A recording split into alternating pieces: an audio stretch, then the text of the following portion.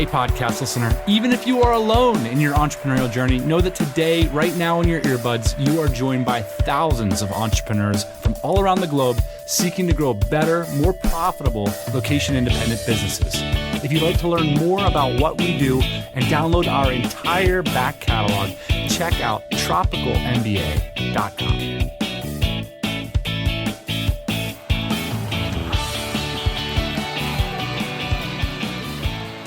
Happy Thursday morning, everybody. Welcome back to the podcast. And one of the themes we just hit on all the time around here is agencies. Essentially, what's the end game for agencies? And then a lot of product entrepreneurs or software entrepreneurs end up spinning up agencies as sort of backup plans or complementary businesses. And I think they're fascinating in the way that they can sort of lead to unexpected outcomes.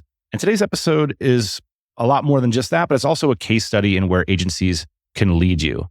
So the brand we're going to look at today is Smart Passive Income, and we're going to talk to the CEO of that brand. Of course, Pat Flynn founded a blog called Smart Passive Income in 2008. This was completely an OG blog and has been one of the most influential media brands in our space. And it's kind of interesting to call it a media brand, right? Like these businesses are growing up before our eyes. And I think it's interesting just to see what the next generation of, quote, 4-hour workweek businesses are going to look like on the web. Now, if you don't know about Smart Passive Income, it's grown from a blog into a podcast, subsequently into courses, and ultimately memberships, which have helped thousands get into lifestyle businesses. Now, I've, of course, followed SPI over the years.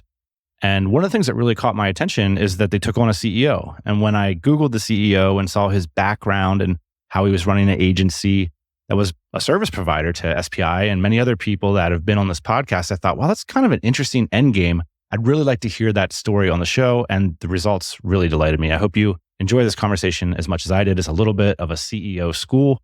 Just some of the few highlights is adding some legibility to a different sort of end game for an agency, which is a merger with a product or a media brand, and how a lot of companies in the media space that focused on information just a few years ago are turning to the community model.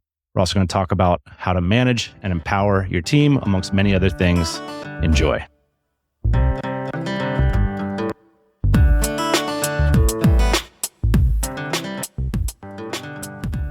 I'm Matt Gartland. I am the CEO these days of SPI Media with my good friend Pat Flynn. We've been growing a lot over the last several years, and it's a big mission now in terms of what we're going after in terms of community for online entrepreneurs. So what I do is I help make the business run. It's kind of a fun way of saying it, but like Pat's still kind of the party in the front and I'm the business in the back, and it works. I think most of us are familiar with the Smart Passive Income podcast.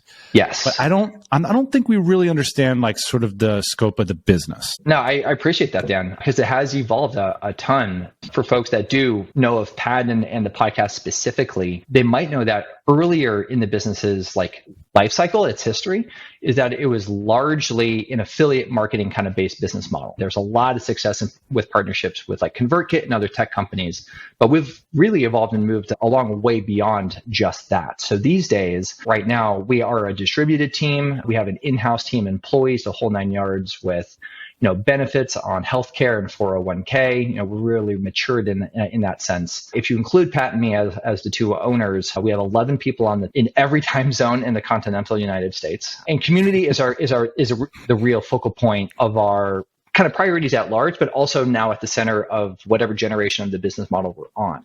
So we're very much about having more direct relationships with our ultimate customers and building into membership-based experiences. And the biggest one right now, we call the All Access Pass. We can come maybe back around to it. Yeah, I'd like to hear about like some of your favorite or best revenue streams. Oh, sure. Yeah. Do you guys talk about revenue or any kind of pointers about business success publicly?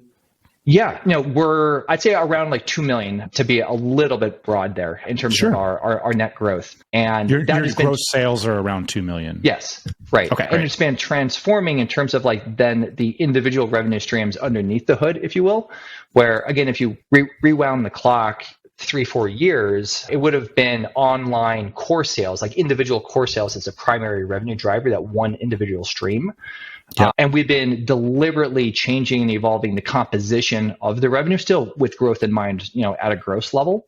based on just how we want to grow the business, how we're seeing macro trends, how we're seeing just like the creator economy space evolving, in general. But what are those trends though? I mean, is it like you're worried about courses not being as effective in the future because they're easier to create, or what are some of those trends that would have you focus more towards community? Your thought there is a good one, and it's intertwined in terms of our, I guess, insights and kind of what we believe to be true, which is that the student relationship in terms of express demand, how we're seeing consumer demand materialize in terms of people buying our courses are do it yourself, one-time purchase, and then more or less it's on them to kind of, go through the course.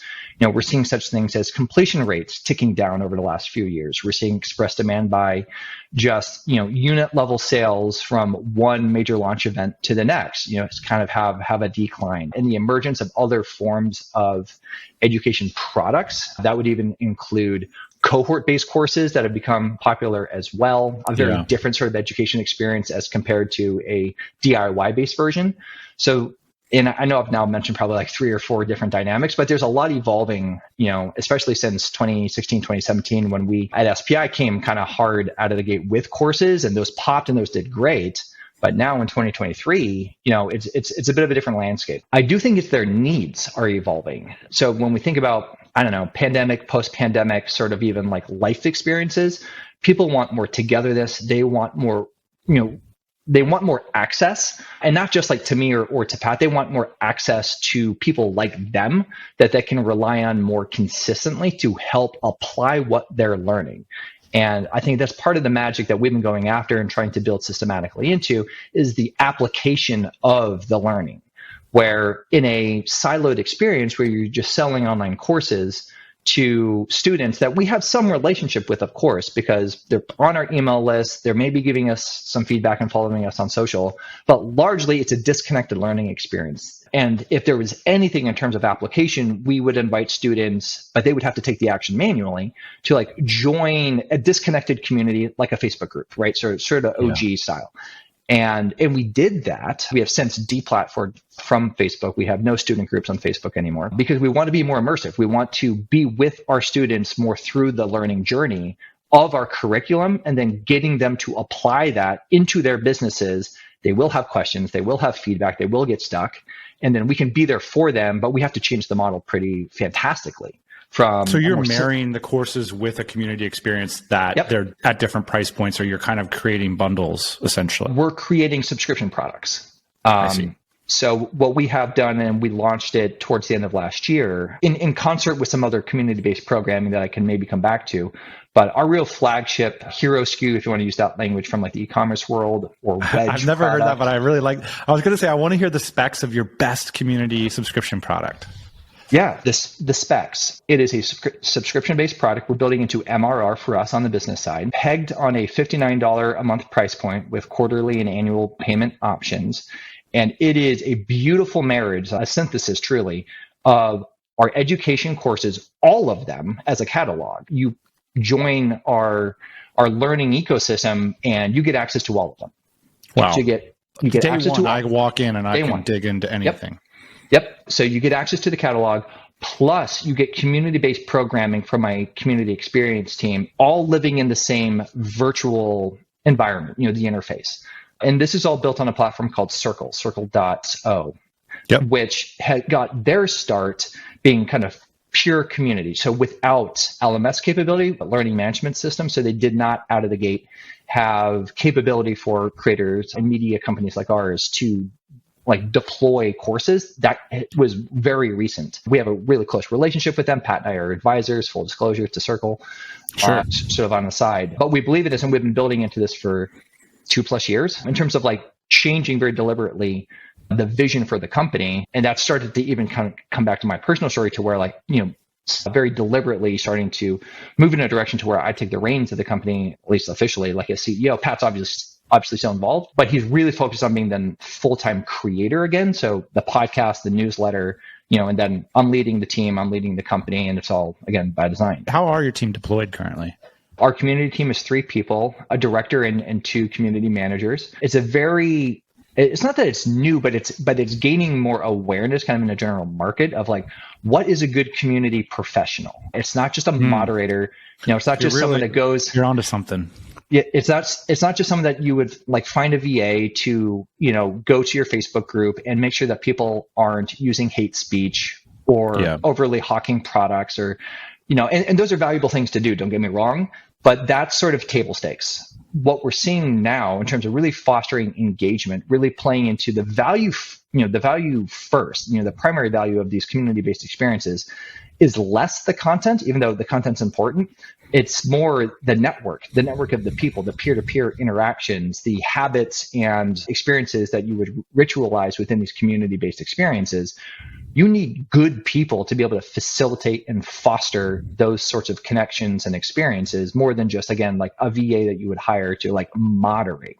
So the whole what are some of the good rituals or things that seem to be working? Celebrating wins on a regular cadence, prompting people in the community to take action and then share back through the language of like, what are your small wins? That's building upon, either say curriculum that we have or their declared intentions for as entrepreneurs, at least in our space. Like, what are you trying to build towards? And so a common refrain and a common journey of at least our kind of target customer and students that are, very classically, but it's still a very noble dream to have, which is to, build a replacement job to their, 9 to 5 that they have right now. So they're 10K a month, right? 10K a month, or, just, $100,000, 6 figures a year.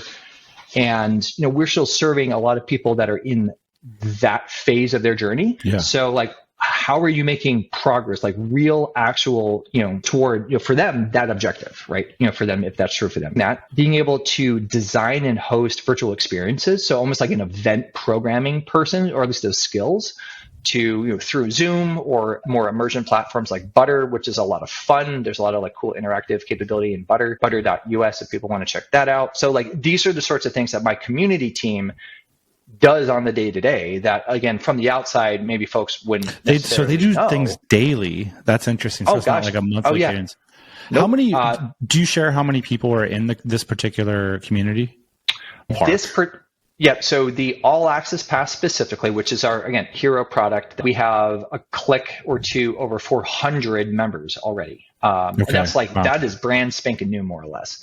That's awesome. we do have some other communities. The first one out of the gate, sort of in almost like a Tesla style, like, Tesla first came out with their Roadster, right? Like the super fast car. Right? Yeah. Our first community that we launched over 2 years ago, now closer to 2.5 years, it's called SPI Pro. This is more advanced for like the more advanced entrepreneur that's already full-time, likely close to that mark. They have different needs, different questions. It's just, they're at a different point on that entrepreneurial journey. It's supposed to be more about networking, about peer-to-peer questions and engagement. We run select masterminds that, again, my community team facilitates, fosters, plays matchmaker, all those sorts of skills. That's SPI Pro. So that community, where are we at with that one? Probably close to 600 now, folks. Oh.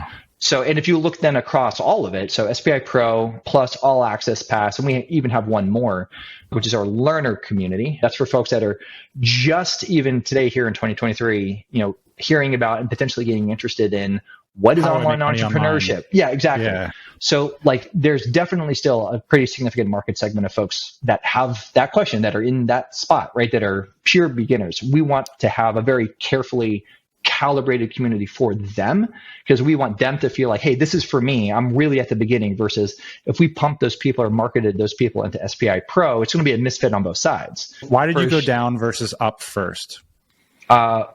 We went up.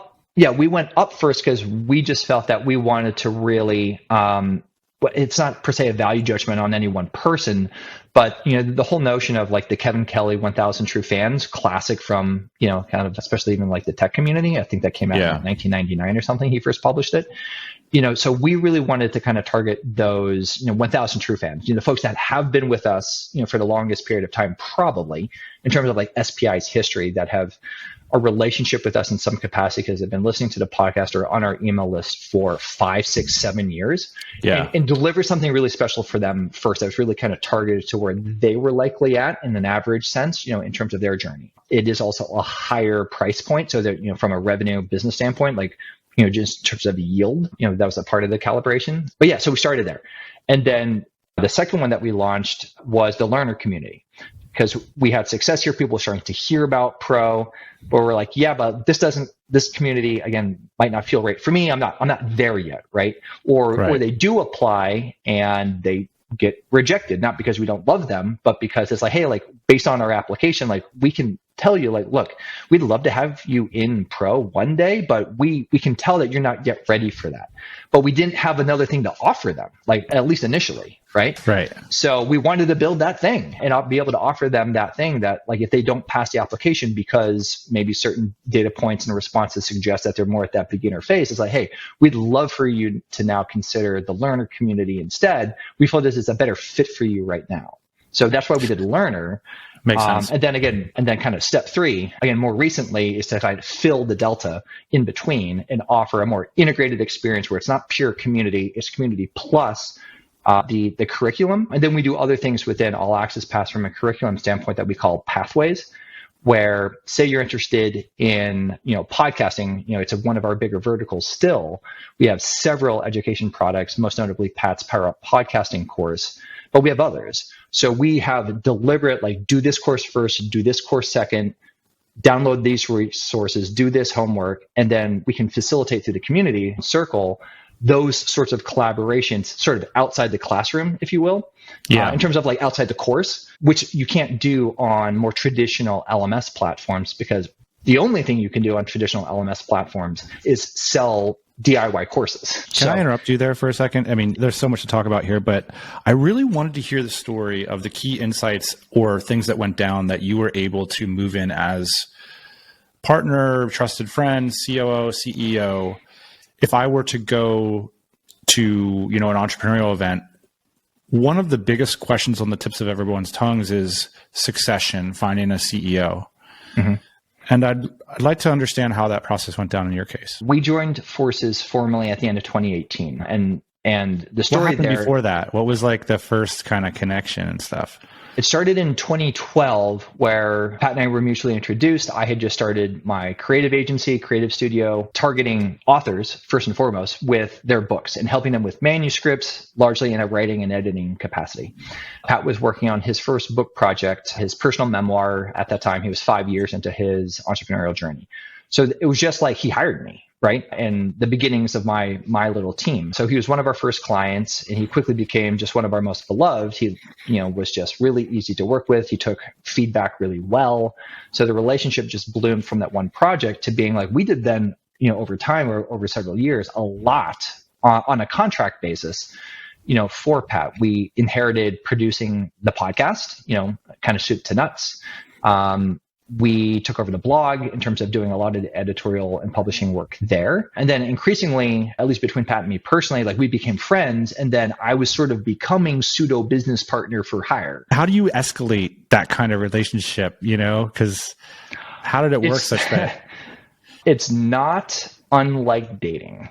Especially if anyone listening is also like a service pro, you're a freelancer, like you kind of know that, client relationships are, it's kind of like dating. You go on some great dates, you go on some maybe not so great dates. Some are going to be transactional, some are going to be more than that and longer term, and at least for Pat and me, over the years. So this is going from, like, again, 2012, which is when we started on a very small project, all the way to then 2018, 6 years between 2012 and 2018.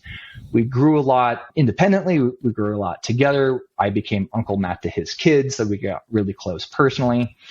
And to continue with the dating metaphor, I kind of bent the knee. Like, I was out in San Diego. We had gotten into a rhythm where I'd fly out there every quarter and kind of have kind of like a leadership-ish meeting, for him in SPI. A couple other people were involved. So pseudo business partner like, right, if you will. And towards, I guess it was maybe mid 2018 on one of those trips, I was just like, look, man, like, we're better together than apart. And I see what you're trying to do, and I've contributed a lot to the vision for the future of the company. And, I'm 7 years in, or almost 7 years in, on the agency. And yeah, an agency is tiring. Like, I'll confess that. Like, it's a tough business, an exciting one and a worthwhile one, but it can be hard. So it's just like, look, why don't we just merge the companies together? And at that point, a lot of my team had kind of become Team SPI by default. just because we had scaled so much with Pat. So we folded it in together. So like my team came along with it. It's not like I laid off my team. Interesting. Like we brought the team in-house. I joined forces with Pat as, co-owner. I was initially COO in the immediate aftermath of the deal. And we kept going from there.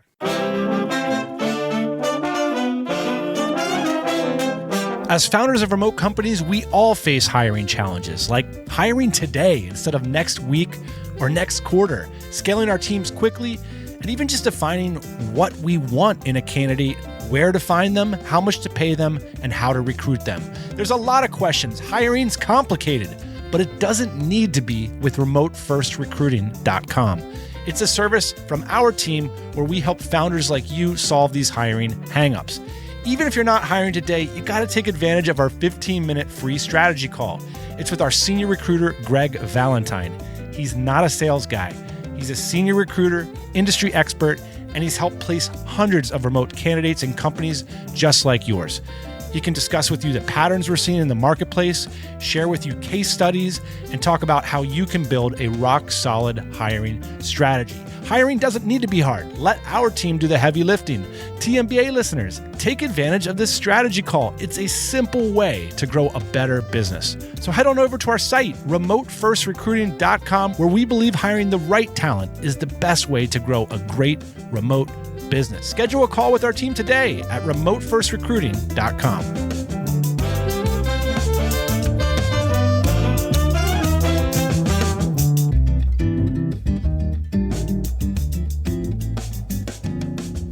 I love the story. I wanted to hear it some in long form because I do think a lot of our listeners are agency owners and they contemplate the end games for agencies often. Yeah. They're not typically great to sell, but often they're great for incubating products or building relationships, finding what's valuable in the marketplace. But you're presenting a whole nother idea, which I think is a real opportunity for people. And it's maybe one that's not talked about often because a lot of the businesses we love and follow online are just coming to maturity where they could tolerate, such a partnership to bring in a co-owner and a CEO. A lot of our businesses were much smaller 5 years ago, and now it's like, hey, we need adults in the room, so to speak. I'm curious about two things. What were the things that you brought to the table that Pat was like, oh shit, Matt really knows this stuff, and then how do you parlay that into an equity conversation? There's no roadmap for how to negotiate these kinds of once in a lifetime deals. Yeah, great questions. So I think on the front end, the first question, operations would be the first thing to maybe just kind of summarize and say that. If anyone has read Gino Wickman's work, which is really good, he has several books. There's one called Rocket Fuel that talks about, in his terms or his language, visionary versus integrator. It's a very good book. It's a very good book. It's a bit reductive if people don't actually read the book. There's a lot more going on than just what I just summarized. So read the book, because I very frankly think of myself as both that. And the book does allow for weirdos like me, I think, that are kind of a blend of both capabilities and mindsets, visionary plus integrator. But in the immediateness of the deal and the relationship at that point, it was, Pat, absolutely a visionary. He's fantastic. That probably goes without saying, and I'm not suggesting he's not an integrator. I would in fact argue that he's also a weirdo that is both. He is phenomenal with podcasting software, hardware, gear. He is an integrator in different dimensions. To interrupt and clarify, we would talk about an integrator is essentially a head of operations, COO, right? Yeah. Okay. So a very process-oriented person, a very data probably centric individual, someone that knows how to scale. So at least for me, that was also team. How do you lead a team? How do you build a team? How do you develop a team's performance? So performance management. How do you think about a P&L? I'm not suggesting that Pat doesn't know what a P&L is, but sure. Really good at finance, kind of all things finance, including P&L construction and management, budgets, revenue forecasting and modeling, scenario building, all of these things, right? And not maybe every integrator is great at finance. That's kind of where read the book and there's adaptations to the notion. But those were the immediate strengths and the complementary capabilities, at least in the business sense, that I provided in addition to Pat. So it was a great yin and yang sort of combination. When we consummated the deal, so to speak, right? And this, I'll come to question 2 here around equity and ownership stuff. But there was trust and there was rapport and there was already proof, right? Because we'd been working collaboratively and pretty in an integrated way, over the years, that like he knew my strengths, I knew his strengths, right? Like we had done that dating for so long that like when I bent the knee again, so to speak, like we just knew it was the right fit. We really did. In terms of ownership structure, you're right that there isn't like a roadmap or a singular way of doing it. You can look at P&Ls, you can extrapolate enterprise value. There's things you can kind of leverage from, the tech community where there's probably more accessible benchmarks, but this isn't tech. So, yeah, I mean, I don't know if I even remember exactly the math that we did do. I did the math. So it ended up in a 70-30, relationship, 70 to Pat, 30 to me. Is that kind of like felt good? You put your thumb in the stew and you're like, man, Pat really built this thing, or, is there more of a methodology behind it than that? It was both. I would say it was both like quantitative and qualitative. So okay. there was a quantification to, where the SPI business with that, its revenue streams, its historicals. T12 is pretty common to like look at. So trailing 12 in terms of, gross revenue. Certainly you look at EBITDA, in terms of like earnings, bottom line. And then like the SPI business, like fundamentally a different business than an agency. Like, yes, I have financials. Yes, I have, my own T12 and I have my own earnings, but, fundamentally different. SPI is selling media-based products, that are to some degree infinitely scalable. An agency is not by itself infinitely scalable. So like that's sort of where it becomes a little bit more qualitative and how you want to marry up the numbers. So you're bringing in a lot of costs to the deal with your staff, but what about your revenue, your other clients and stuff like that? I mean, a lot of that you probably dropped to the floor. How did that work out?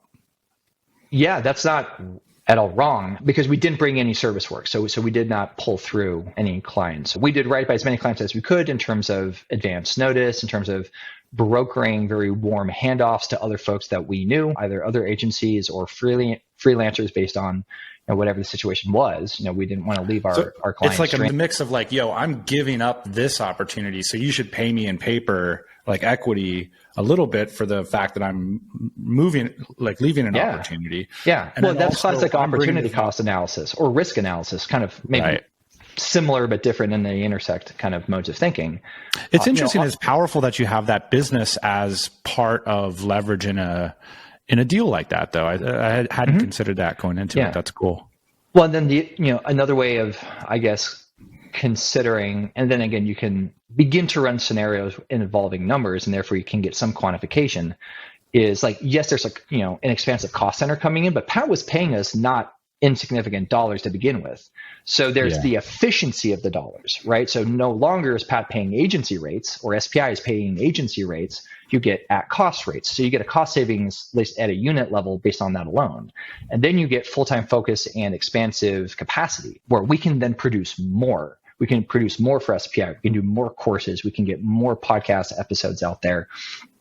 We can do XYZ other things, right?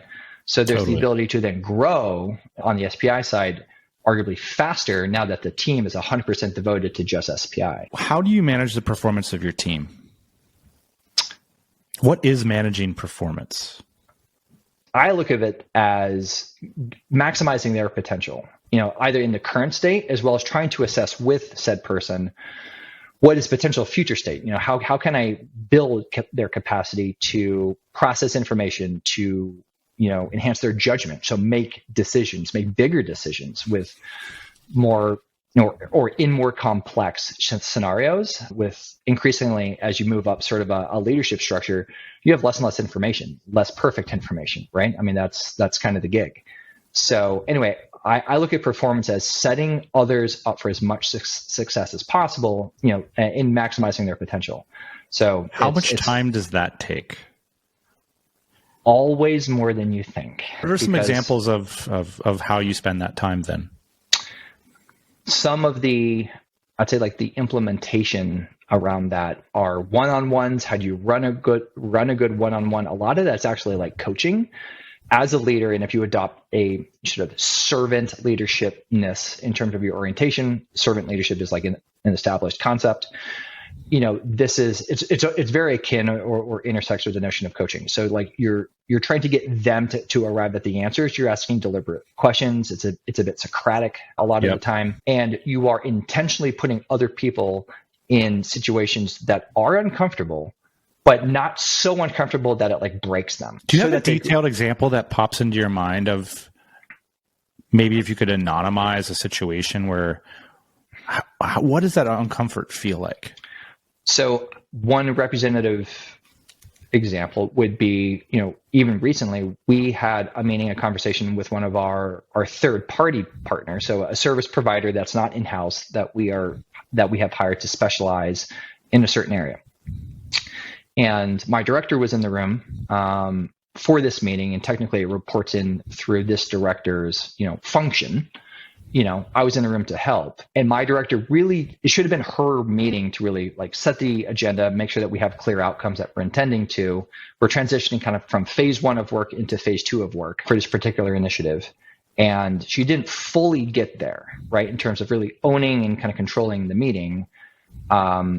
So part of the uncomfortableness, to come back to the point, is, but it's for her benefits, for her professional growth, is to then have in a one-on-one setting capacity, like delivering some of that feedback to say, hey, this is what I observed. How did you feel about that? Were there reasonings as to why maybe you weren't as assertive in the meeting, at least as maybe I would have expected?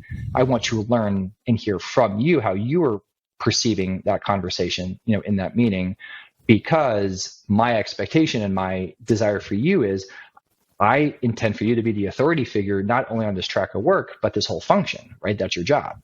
So what can I do to help you have potentially more confidence and more assertiveness in these meetings? Because I'm trying to support your growth and development.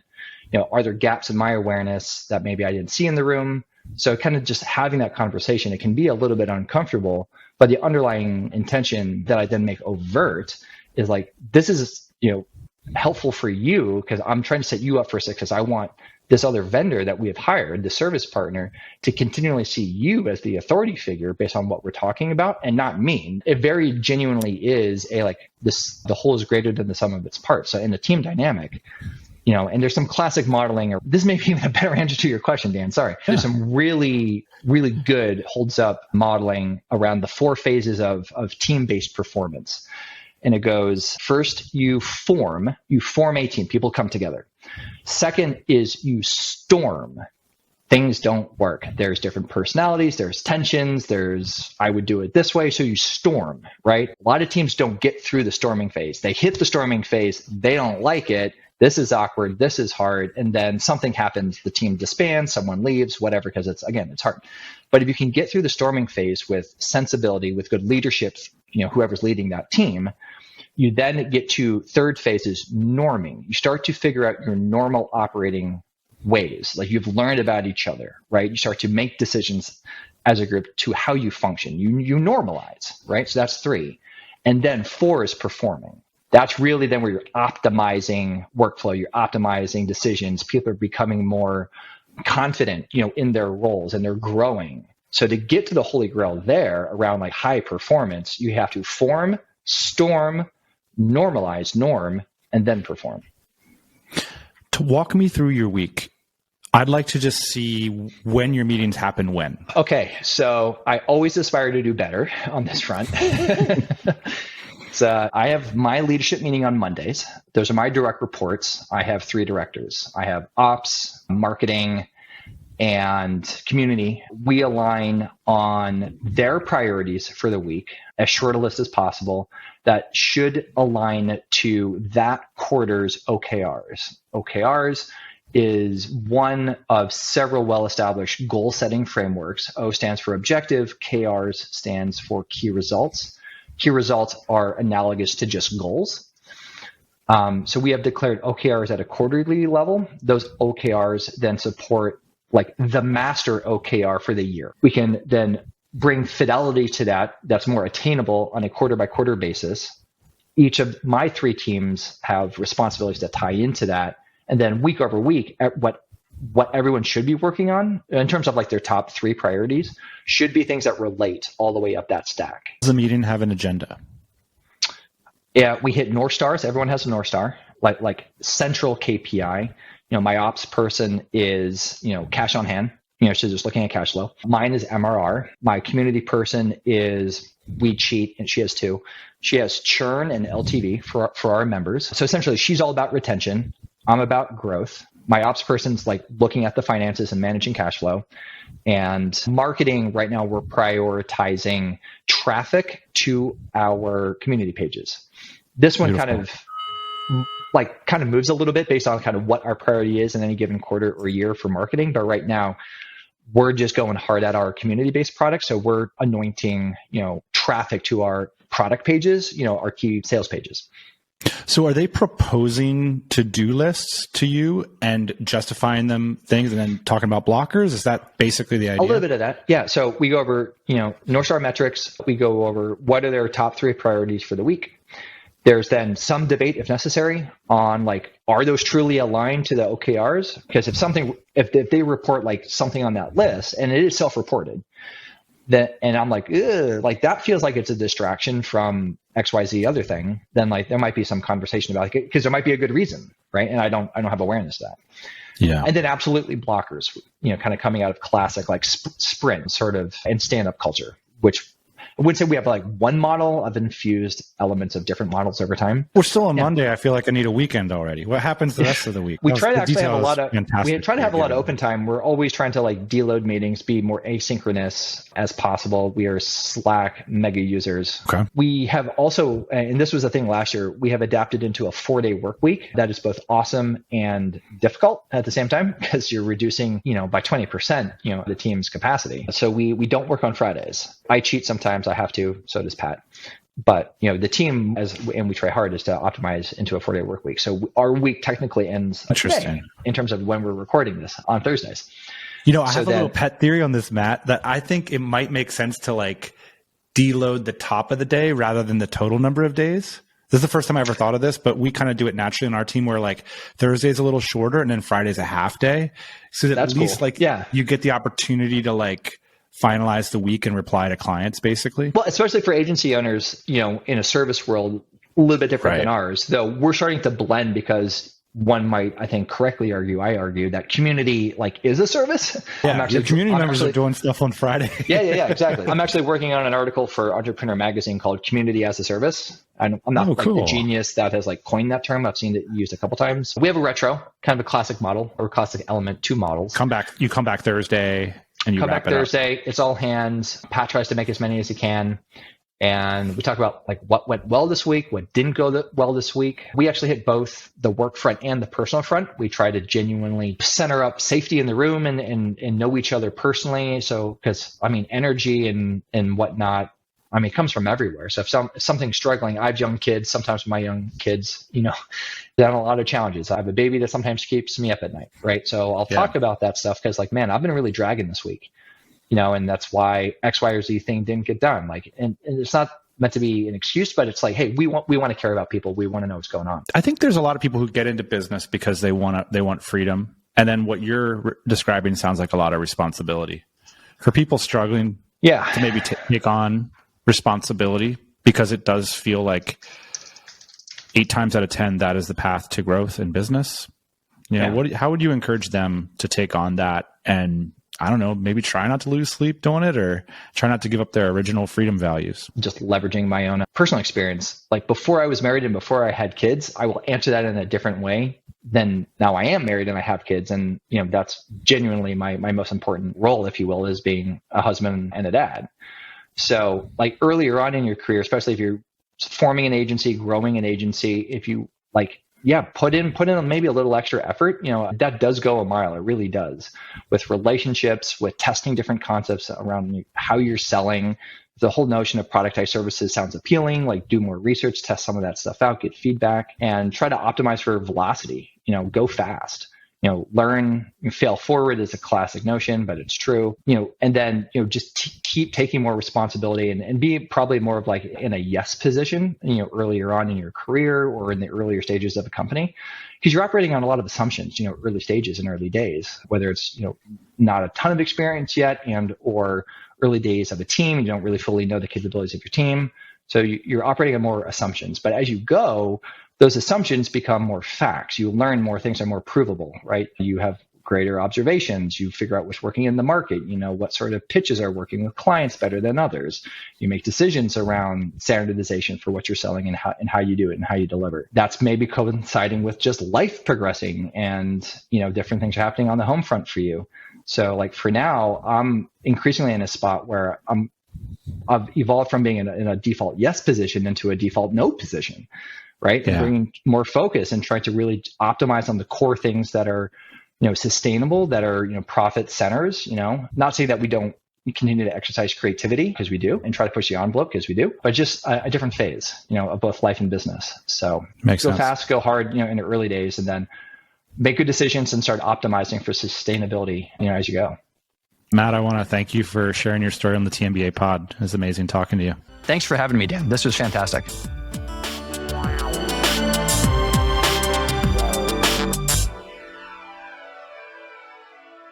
Just want to give a big shout out to Matt for coming by the TMBA pod. You can see everything he's up to over at smartpassiveincome.com. We'd love to hear your thoughts about the topics discussed in this episode or anything you want to hear coming down the pike. In fact, we've got a pretty big mailbag episode coming up very shortly. The way to get involved is dan@tropicalmba.com. That's it for this week. We'll see you next Thursday morning. Hey, thanks for listening to the Tropical MBA podcast. You can go to tropicalmba.com, get access to hundreds of back episodes and all kinds of other goodies. Load up your iPod. That is the cheapest way to fly business class on your next international flight. We will see you next Thursday morning, 8 a.m. Eastern Standard Time.